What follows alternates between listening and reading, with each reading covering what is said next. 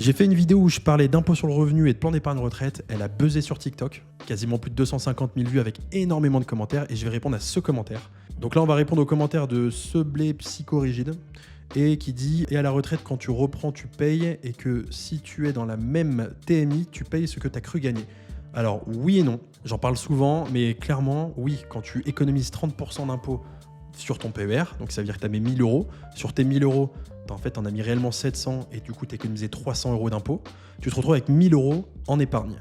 Quand tu arrives à la retraite, ces mêmes 1000 euros, si tu es encore en tranche à 30, tu vas redonner les 300 euros que tu avais gagnés. Sauf que maintenant, imagine, pendant 30 ans de carrière, ces 1000 euros, tu les as fait travailler entre 5 et 6%. Et on parle pas que de 1000 euros, tu vas faire grossir ton capital pendant toute ta carrière. Et bon, au final, même si tu rends l'impôt qu'on t'a passé, tu as quand même plus d'intérêt à la sortie et ça reste quand même plus intéressant d'un point de vue patrimonial que de rien faire. Évidemment, quand on arrive à la retraite, on a une baisse de revenus et généralement, on descend d'une tranche.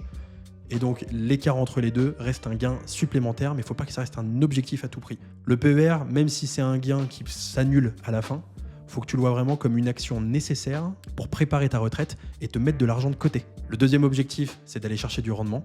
Et le troisième, c'est de changer de tranche pour avoir un gain supplémentaire.